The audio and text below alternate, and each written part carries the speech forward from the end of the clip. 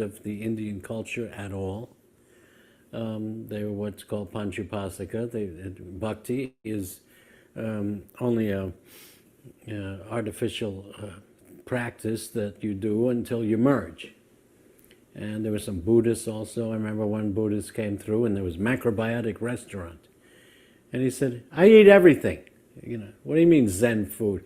So there were a lot of phonies and they had the squinty eyes, you know. And a lot of people went for that. There was Dr. Mishra. My father had read Dr. Mishra's book. And in my house we did yoga, and there was Bhagavad Gita, and all interpreted Mayavad way. My best one was the Theosophical Society Bhagavad Gita, and that had a picture of an abbreviated universal form of Krishna, which the verse said, and I hold all these worlds like pearls on a thread, with a fraction of myself, something like that verse from the 9th chapter, I believe. And so then I heard someone said that, and we were exploring with, we were experimenting with drugs. Some people were just partying with drugs, but many were using it to assume, because the description of the symptoms of a drug are similar to the external symptoms of a liberated soul. You see things as equal. You have universal consciousness, cosmic consciousness. These were words that we were trying to achieve, and we all thought that you meditate, and then one day, bing, the light goes on, and you walk around high. And we visited several Swamis. Ramakrishna Mission had a place in 72nd Street, 75th Street, and people had all kinds of crazy ideas, and we had no direction.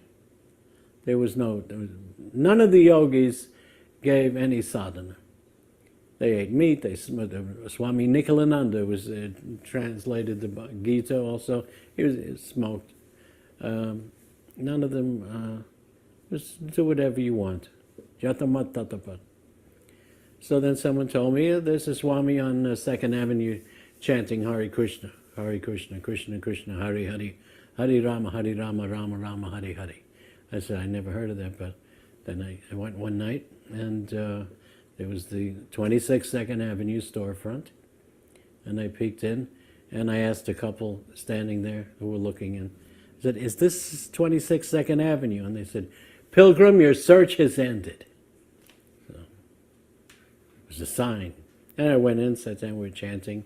I sit in my lotus position. I thought I would meet the Swami, and Prabhupada, I always say, looked like the CEO of the universe. I never saw anyone. I was sitting right on the ground, on the floor, plain saffron robes, and was chanting. Then he gave lecture on Sarvupadi Vinirmuktam Tatparattvena Nirmalam, giving up all false designations is the cure for human society. And then kept coming a few times and went up and asked Prabhupada all the Mayavadi arguments, and he blasted me back one by one. It's in the book. And what I wanted about the book, I wanted to write not just about Prabhupada's just physical character, but his philosophy, his teachings. That this is our gift. This is our gift. Either the two, the Eastern is everything merge into void. That answers so many problems. The Western religion, God, like George Carlin says, there's an invisible man up in the sky, and he's got 10 rules, and if you don't obey them, you go to hell where you burn forever. And he always needs money. He's all powerful, all knowledgeable, but he just can't handle money. But he loves you. But he loves you. Why? Because he loves us. So these two things, one personal God and then one completely impersonal. So we tended towards the impersonal God because there are no rules. Some of the arguments that we all presented were, if God is unlimited, how can he have a form? Form is limited. And right away he would just cut through. He didn't care about being flattering at all. He'd just say, this is lack of knowledge. This is ignorance. Well, we'd say, well, in your religion, you say God is... This is not religion. This is knowledge. And he would make many, many comparisons to the sun. Just like the sun has form, yes. And the sunlight is unlimited, yes. The two exist simultaneously. This is our gift, inconceivably. A spark of sun cannot become the sun planet. A light bulb cannot become the powerhouse. Yes? Yet? That's it. Similarly, if there's magnifying glass, you can make fire, bring down the sun. Then you can, so blazing sadhus. So you can become, this is a guru, and also with Bhaktisiddhanta's term. And the guru is the transparent via media through. So Krishna is talking through an empowered soul. Kirtananda and I were the cooks. And this leads into a great story. So he taught us one after another preparation. And especially, it's pronounced chonk in America because we'd spell it different ways. We say chaunts sometimes. So we didn't know how to say it then either, but it's actually chonk. And it would smell up and the neighbors would complain, the landlord complained. But you want to get it smoking. And then you put it in your vegetables or you drop it in the dal. And we were cooking breakfast, a big pot of cereal, and then lunch. And then you could never tell what Prabhupada was going to do next. This comes from when I read the Nectar of Devotion. It says one of Krishna's qualities is he's gravity. And I thought gravity means serious. Krishna is not so serious. And then I looked back down at the page and it says, gravity is one, you never know what he is thinking. So one day Prabhupada says to me and Kirtananda, we should have a Sunday feast. And invite the yoga schools and the people, which leads into another story to remind me of getting the signboard. So he told Brahmananda, we must have one signboard with changeable letters so we can tell people the times of the classes. And Brahmananda comes back an hour later with no signboards. He says, Swamiji, the signboards cost $55. We don't have money for rent. He says, get one signboard. So he comes back with that black signboard with the movable white plastic letters. And that night, 75 people showed up. I passed my basket was full of money. So, but Prabhupada earlier that day comes up to the kitchen. He says, let me see what you have. And I opened the pantry. This is just an apartment kitchen with 4 burners, a refrigerator, but we had a big pantry closet there. That was good. So I said, we have 100 pounds of sugar, 100 pounds of potatoes, 100 pounds of flour, 100 pounds of rice, 100 pounds of brown rice for the health people, 100 pounds of this. And you couldn't tell what he meant. See? I didn't know. That night, the crowd were packed into the storefront, and Prabhupada's lecturing on Yejatamang Prapadyante Tangstata. No, he's Yoga Kshemam Vyahamaham. I carry what you lack and take away what you don't need. And then he said to me, in our kitchen we have 100-pound rice, 100-pound sugar, 100-pound potato, 100-pound, everything, 100 pounds. And we are just chanting this Hare Krishna Mahamantra. You karmis, you're working so hard in your office job. Do you have 100-pound sugar? You don't have 100-pound anything, he said. Then me and Kirtananda looked at each other. That's why he came up to inspect the kitchen. Many things would happen. We say, oh, we have to get a machine. We have to get this. We have to fix the machine. And we'd say, you have this disease. And he gave the story. Once there was a big storm and a fisherman came to a man's house. Let me in, it's storming. And the householder opens and says, you can stay here, but that net and that basket, it stinks. You have to leave it outside. You can come in. In the middle of the night, the fisherman is pacing up and down. And the man says, why can't you sleep? He says, I have to have that smell. I have to be. Okay, the storm is over. Go take your smelly bed.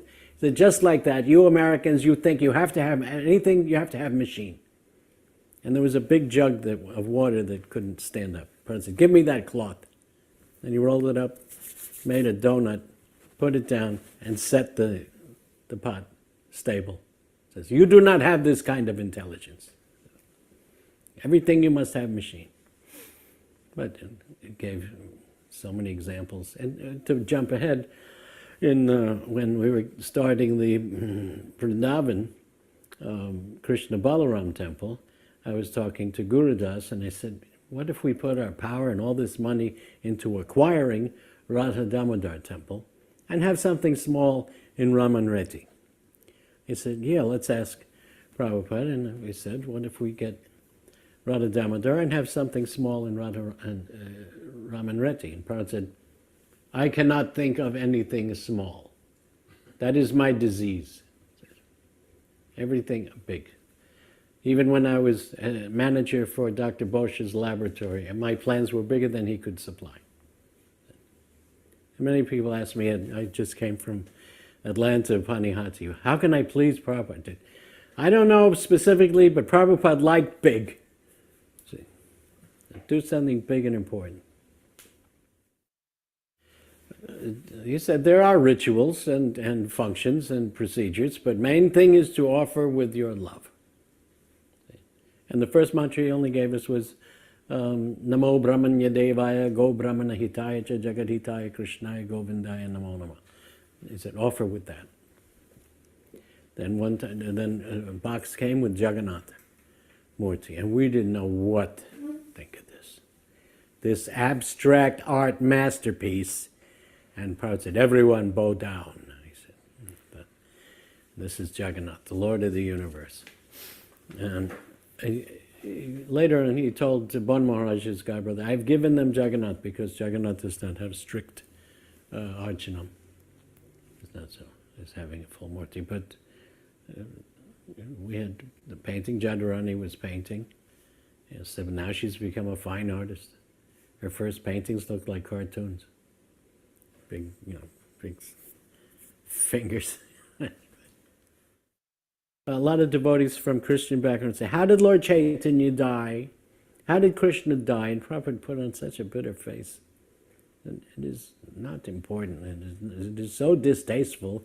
We cannot. He went into a temple, never. But the main thing is that Jesus' death is the culmination of his lila, his purpose, his mission.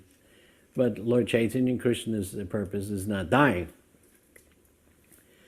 But when he first suggested the deities, I remember Hayagriva said, oh, you want marble statues? You can go to the Catholic Church. And Prabhupada also just, now I think back, they are not ready. So he kept Hare Krishna Mahamantra big in temples, not so much temple. One time, it's mentioned that I told Prabhupada he liked it, that I was in Vrindavan, and there was an Acyutananda Swami, and Mayavadi, big, he was formless. Yeah, good for a Mayavadi. He was huge, Baba, pure Shankara Mayavadi. And a gentleman in Vrindavan asked me to come and meet him. He's here. I don't know why they have temples in Vrindavan. To make Krishna disappear, I don't know. And I came there first, and his followers were looking at me going, Namo Narayan, Namo, they call each other Narayan. I was looking, do I look like Narayan? Do I have 4 arms? They actually say that. Daridra Narayan, the poor. So I was telling this to Prabhupada on the morning walk. I think it was in the Maidan, the Calcutta. I said, and then this householder, Acyutananda looked at me and he goes, Hare Krishna, Hare Krishna. And he said, and I felt like everybody in the world chant Hare Krishna, but not you. Don't say, it was so disrespectful. And then the man said, try to ask some question. I said, I have no question. No, try to ask some question. I have no question. Because I know if I ask a question, he's going to talk Mayavad. And then later Prabhupada thought that was a very strong move, that, he must have been very insulted that you didn't. I said, I don't care. And Prabhupada appreciated that. That happened on a morning walk. Prabhupada went back to America from Calcutta, going over the Pacific Way, and left me with the keys to Radha Damodar Temple. And it got kind of lonely there, and most people didn't speak English. And but Prabhupada's godbrother Bon Maharaj was there, and he spoke English. He didn't lecture so much. And one day there was an American there, Rishikesh, who had been initiated in America, and he had escaped or deserted the army. He had been through boot camp. And he told me the same things. If you've seen the movie Full Metal Jacket, he said, they make you sleep with your gun. You got to give the gun a girl's name. And there was a fat guy who died. They were making him run. The same scene as in the movie 20 years later. So he had been through that kind of hellish thing. And it was from Germany, I found out later. From Germany, some lieutenant said, "Kid, you're not going to make it." And he told him how to get out. So he made it to India.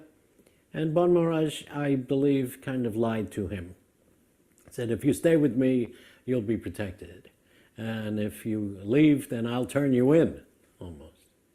But what Rishikesh didn't know was that the Indian government would accept and give asylum to anybody who was legally or in legal difficulties. You become kind of a hostage like that for them. And then that means the other country's government has to be nice to Indian citizens. So Rishikesh didn't know that. So I was going to Bon Maharaj. Bon Maharaj was teaching really Siddha Pranali, giving Rishikesh this idea of the eternal identity at the first initiation. He was talking more about this and other things. He was disrespecting Narayan, not understanding the tattva between Narayan Krishna and Goloka Krishna, Vaikuntha, etc. And later on, though, I found out he had sent Rishikesh to collect money for Bon Maharaj's school. So then Rishikesh got the letter. Prabhupada wrote to Rishikesh that if you stay there, it is your spiritual death. And there's more to that letter, very, very harsh words he used. And so you and Acyutananda go to Mayapur with Acyutananda, and the only person I consider dependable is my godbrother Sridhar, Bhakti Rakshak Sridhar Maharaj. Acyutananda knows him well. We went to his Vyas Puja last year, and there's a room there in the house. So Rishikesh didn't go, and I said, now's my chance, okay, to go to be with Sridhar Maharaj. And that was around 1968. The spiritual master, this is a supernatural quality that his genuine spiritual master has. That when he speaks, everyone will hear it in their own way. So whatever rasa you are, you will pick up on that and take to it. And that is to be realized later. It was a tradition and a system of giving Siddha Pranali at initiation up to Bhakti Siddhanta. But those disciples that came to the six Goswamis and Vishwanath Chakrabarti, Baladev, Jagannath Das Babaji, Bhaktivinoda Thakur were already very, very advanced Vaishnavas. Or very, very advanced, maybe even very advanced Mayavadis, but then immediately understanding the position of Krishna Tattva, Bhagavad Tattva, all of their study up till then fell into place, connected the dots. Then a guru can tell you that you seem to have a dasya, sakya, vatsalya, madhurya, rasa, and give you an identity. Bhaktisiddhanta, by that time of Kali Yuga's onset, he did not give it that way. You are a servant, and you're with your practice and sadhana, it will be revealed to you. But when I asked Sridhar Maharaj, can you tell me my Guru Maharaj's rasa? He said, yes, I can tell you, but now I'm feeling a little weak now, and he made me wait a whole day, and the next day I came to him and he started lecturing me and teaching. I said, but you were going to tell me Prabhupada's rasa. Oh yes, yes, it must be Madhurya because of his attraction to kirtan. Madhurya has two aspects: Madhurya, sweetness, and Audarya, compassion. Radharani is the leader of the Madhurya Shakti, Haladini Shakti, and she's always engaging. Yuktos tata bhavayateva sat. Always engaging other gopis to join in the Ras Leela, in all of the seva. And as Mahaprabhu, as kirtan. Now I just heard last year there's a Mahant of Radhakund in India, and this was established by Jiva Goswami. Raghunath and Jiva Goswami established that they, actually Jiva Goswami purchased the property, the land of Radhakund, Shamkund, and 150 cottages, kutirs around. The rent from that would all support the puja of Radhakund. That's the way you set up a temple for in perpetuity, is that there's properties that pay rent. Boom, you're fixed, set for life, forever. Well, they was taken over by families and then Babajis and pseudo Babajis. In 1880, Bhaktivinoda Thakur met Jagannath Das Babaji in Vrindavan. Somewhere between 1880, and he was about 100 years old, Jagannath Das Babaji, and was well known, except that this is a Maha Bhagavat Purush. And somewhere after that, in the 1880s, Jagannath Das Babaji finally opened up and in public in Surya Kunj said to the Mahant, "You are keeping women, I know it, and you've been doing it, and I'm leaving.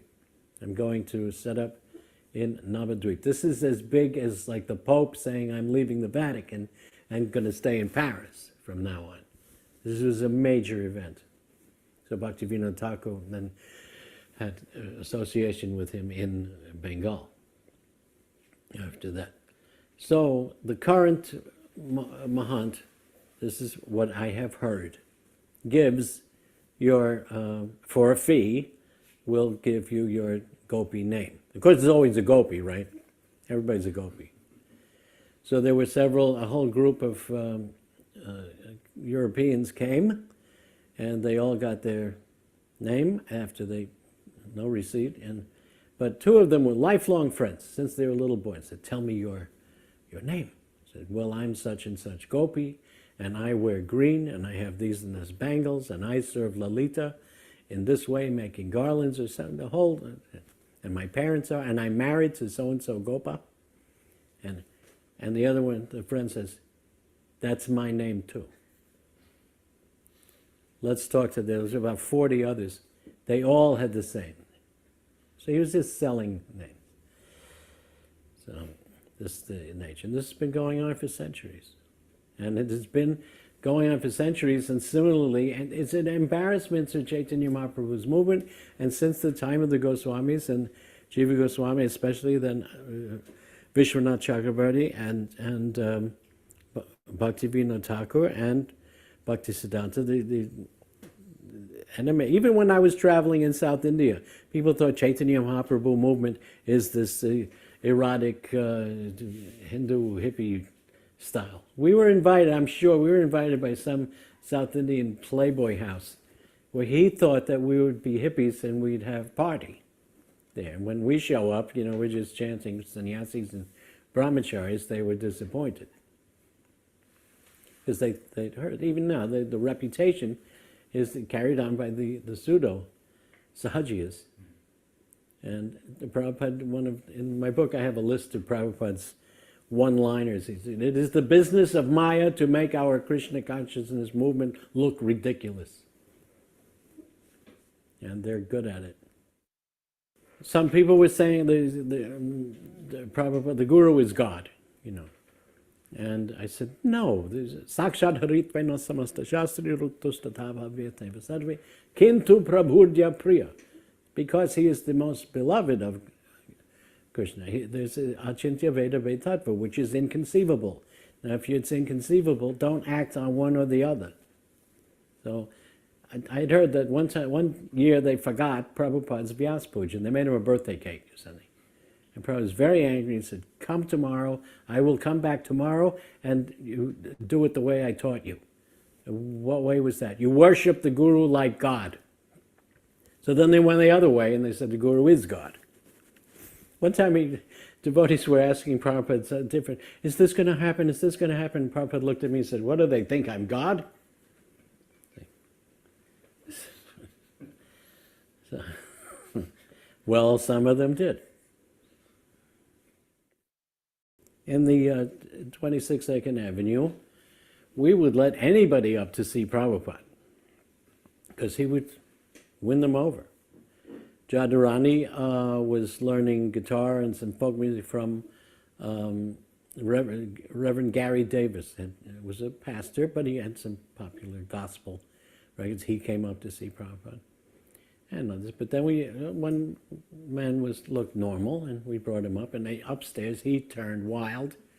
And he says, today at 3:30 I was higher than you. The guy was stoned. And Prabhupada says, please accept my humble obeisances. Now, I have to work now. We brought him out. He says, I'm fearless. I'm not afraid of death. I'm not afraid. So Prabhupada said, wait. Do you cross at the green light? He says, yeah. He says, you are afraid of death. Prabhupada, in the beginning, would often describe Krishna consciousness as the unconditional state. Consciousness.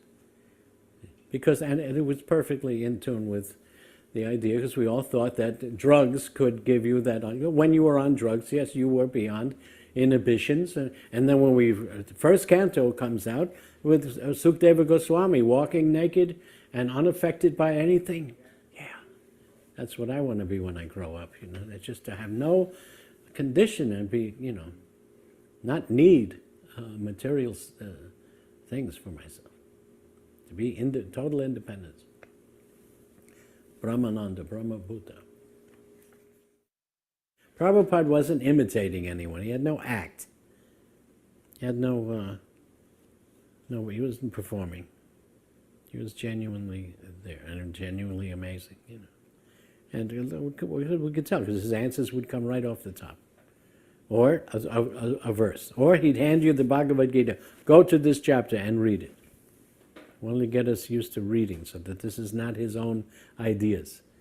A big personality at that time was Krishnamurti. His own fly. It was all his own thoughts. The Prabhupada was very much against that. There's no authority. Someone else can say something, and that's his opinion. These are not opinions. Prabhupada had a mystical quality of that when he would describe in a lecture, he would cover every point of the lecture, from the Jiva to Lord Chaitanya, to a loving relationship, to Krishna, to Radharani, to every touch with the demigods, the position of the material nature, he would cover everything. And quite often, he would come to the point and say, if you do not catch up on Krishna's lotus feet, again you will fall back into the ocean of Maya. And he'd make this gesture, like throwing a stone. And it would come out. I also say, if you were to take any 3-4 of Prabhupada's books, take off the covers, shuffle the pages, and take any 2 or 3 pages, you'd read the whole philosophy. It covers everything in every point.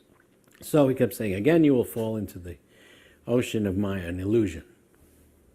So one day I was in the store with the Brahmananda, and another fellow was going, I don't like this. This is nonsense. And he walked out, slammed the door. And I said to Brahmananda, he fell back in the ocean of material illusion. And Brahmananda went, bloop. This is how bloop was created. So that became our word down there. When somebody was leaving, we'd say, oh, he's going to bloop. Look at that guy. He's not, I think he's going to bloop. Boy, I hope I don't bloop.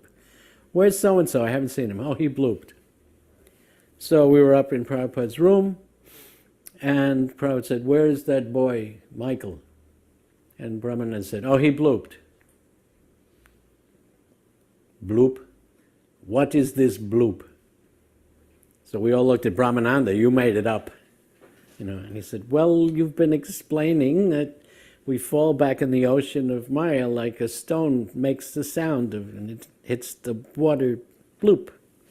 So we've been saying when somebody leaves, they blooped. Well, then if he has blooped, what can we do? He said. So he immediately picked up on it. And that is how bloop got invented.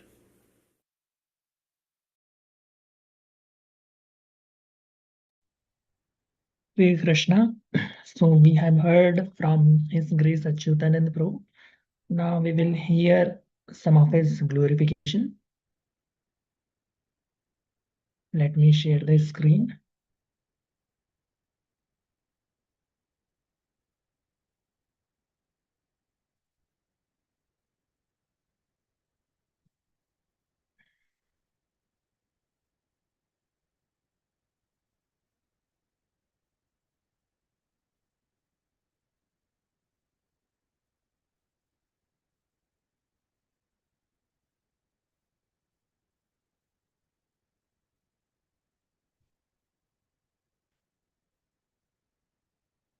Hope everyone is able to see the screen. His Grace Acyutananda Prabhu. His Grace Acyutananda Prabhu ki jai. Srila Prabhupada ki jai. So this PPT and has been prepared by Krishna Kirtan Prabhu and his team. I will only present what is mentioned here, and we will see about his contributions and his glorious life. So His Grace Acyutananda Prabhu, he was one of the very former disciples, like one of the pioneers in Krishna consciousness, who joined Prabhupada in United States of America in the year 1966. And he was the one who came with Prabhupada to India in 1967. So when Prabhupada was leaving him in India, at that time, His Grace Acyutananda Prabhu, he told that Prabhupada, I cannot live without you. And Prabhupada told the spiritual master is never separated from the disciple, and the disciple is never separated from the spiritual master. And in one of the letters, Prabhupada writes to Acyutanand Prabhu that it is the desire of Srila Bhakti Vinod Thakur to bring the first Westerner to preach Krishna consciousness in Bengal. And so Prabhupada is glorifying him, appreciating him, and is telling that it is the desire of the Acharyas that you be brought into Bengal like as the first Vaishnava from the foreign countries, right? So he was the one who started first preaching in Krishna, like who started first preaching in Kolkata and in Bengal region, right?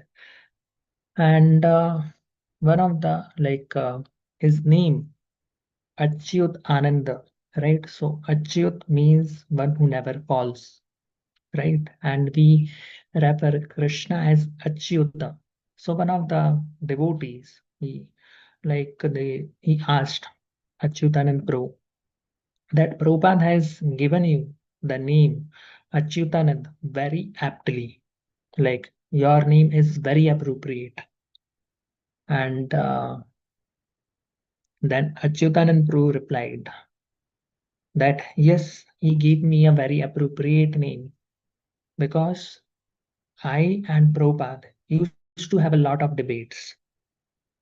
And Prabhupada used to present Mayavad arguments, and I used to counter attack it. And in this way, he would go on, and I would go on. And in the last, I would win. So Prabhupada used to like used to tussle with me in Mayavad philosophy, and I used to always win. So therefore, he said that my name is very appropriate, Acyutananda, right? And in this way, like we can find that how clear he was in his philosophy and the spirit of Vaishnava tradition.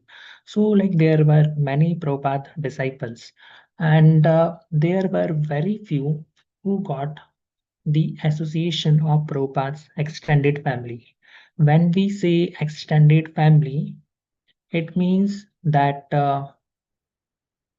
the disciple who got the association of Prabhupada's god brother and his disciples means the spiritual cousins, right?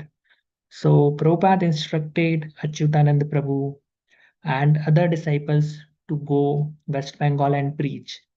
But Prabhupada also made his disciples clear that whom you should associate with and whom you should not. So he gave a clear instruction that you can associate with Sridhar Maharaj, you can associate with Keshav Maharaj, you can associate with Bon Maharaj, right? So in this way, like when Prabhupada was in the United States and Achyutanand Prabhu was in India, so he got a very good association of Prabhupada's god brother and their disciples. And in this way, he learned Bengali, right? So he also translated many portions from Bengali to English of the book Chaitanya Bhagavat. And he was the first to translate many of the Bengali songs, right? I will not say translate, but he was the one who presented all the Bengali songs in the English written language, right? So the first ISKCON Vaishnav songbook was printed by him, and and he stayed for a long time in India, and he returned to US, and like he also took sannyas in the year 1972 with His Holiness Jai Pataka Swami Maharaj. And when he returned to United States, he served there, but like there is not much information available.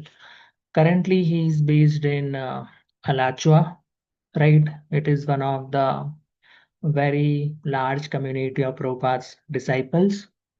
And many times His Holiness Bhakti Charu Swami Maharaj also mentioned about his meeting with Achyutanand Prabhu in his lectures, in his conversations. Apart from that, he has written one of the books. The book name is Blazing Sadhus, right? So he has mentioned in detail about the position of Prabhupada. So the position of Prabhupada should never be confused with a sentimental Bhakti Yoga, because Prabhupada always promoted the chanting and dancing of our movement, and that is the core of our movement. So he proposed this name like Blazing Sadhus because the devotees are always on the fire of Sankirtan. And Prabhupada, when he came to the United States of America, like he also established the wave of Krishna consciousness with like great fire, right? So blazing sadhus, and he mentions like many of the things. He tells the position of about the position of Prabhupada, about the difference between the fake gurus and the real gurus, and in this way, like he mentions many more details. So that book is available on Amazon if you want to go and like check, so you can get it. Otherwise, you can also go on ISKCON News website, and there you can find the detail about this book, Blazing Sadhus, written by His Grace Achyutanand Prabhu. So these are in the total details. And when you will read Prabhupada Lilamrit, you will find his name mentioned many times by His Holiness Satswarup Das Goswami Maharaj. So these are some of like the details and contributions about His Grace Achyutanand Prabhu. So thank you very much for your patience. We can stop here. His Grace Acyutananda Prabhu ki Jai. His Divine Grace, A.C. Bhaktivedanta Swami Srila Prabhupada ki Jai. Vanchakalpatarumyasya Kripa Sindhubhyo Cha Patitanam Pavanebhyo Vaishnavebhyo Namo Namaha.